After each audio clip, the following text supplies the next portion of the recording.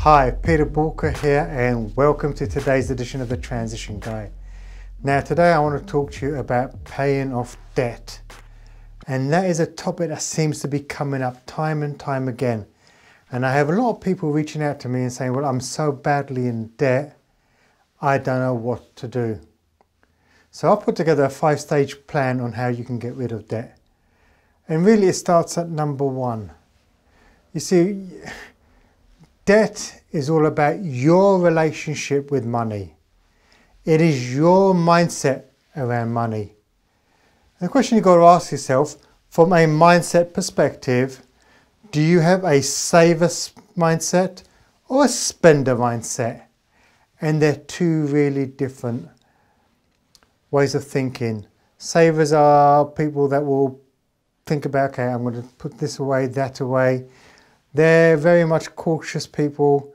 They're saving for tomorrow at the expense of some of today. Whereas spenders, they'll quite happily say, well, I want to go on holiday. I don't have the money, yet I'll put it on the credit card and think about it later. Yeah, saver mindset is thinking about later at the expense of today. A spender mindset is thinking about today at the expense of the future. And you've got to work out which one are you, because that will determine how you handle things. And really, in order for you to reduce debt, if you've got the spender mindset, you need to shift that. You need to get some help into creating a saver mindset. Otherwise, your old habits may not be maybe the habits that have actually got you in trouble in the first place. And if you continue having those same habits and that same relationship with money, you're going to go through the vicious circle and always end up where you've been. Number 2, discipline. In order to get rid of debt, you have to be massively disciplined. Are you an impulsive person or a measured person? The impulsive person is that person that sees something and they want to have it. They'll go and buy it. They won't think about whether they can afford it or not. They go out there and they get it. Whereas the measured person, they're going to be thinking, okay, I want it. How am I going to get it? Or more importantly, can I afford it? And how can I afford it? Now, I know that there's going to be some people out there that are in the poverty trap and they're constantly trying to find money and they can't seem to get out of it.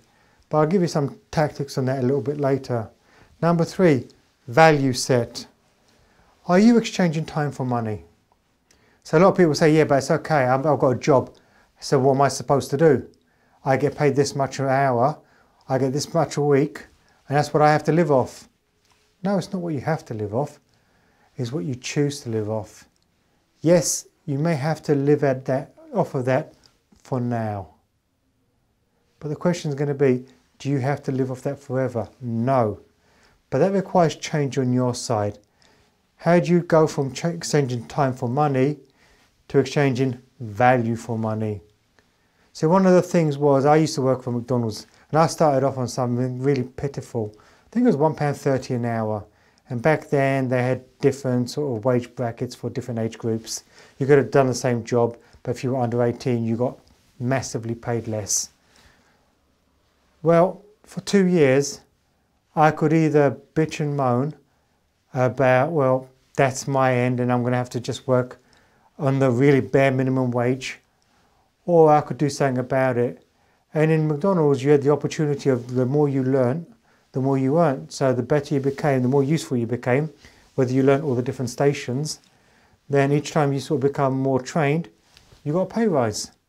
Okay, and at the time it may have only been 5 pence an hour, but by the time you did all the modules, that ended up being quite a lot of money per hour. And then when you said, well, every time you sort of took the decision, I want to step up, I want to sort of learn, and I want to sort of move up in the organisation, take on additional responsibilities, that also came with money. So that is the whole exchanging your value. It's saying, okay, do you know what, I'm going to make myself more valuable to the organisation, because if I do that, then I can earn more money. And the interesting thing is, yes, McDonald's provided training, etc., and they did all of that, and that was great. I did a lot of the education on my own time. And that was interesting. As a 16-year-old, I took stuff home and learnt it. because the quicker I took the stuff on board, the quicker I would move up. Number 4, it's all about budgets. Are you actually budgeting your life? Now, I run very strict personal budgets. I know what's coming in, I know what's going out. I know what my affordability is. Okay, as a 16, 17-year-old, I didn't know that. And a lot of the bad habits, I got into debt as a youngster because I never had the disciplines or the mindset of paying off debt. I just accumulated debt. Probably one of the biggest challenges I had was that I got a credit card quite young. And that relationship with that credit card was interesting. I seemed to be spending. And then the debt would rise. And before you know it, it can be quite sort of out of control and can be quite sort of daunting, to say the least. So you need to budget. You need to understand your numbers. You need to be brutally honest. Where do you stand with that right now? What are the brutal facts? And more importantly then, what are you going to do? If you've got high credit card debts, then you pay off the credit card with the highest interest rate first. You look at doing a balance transfer if you can get access to 0% credit cards. You do those little things to start shifting it. You start looking at your utilities. Can I move my utilities over? One of my favourite, it wasn't at the time, but one of my favourite exercises is on your mortgage statement.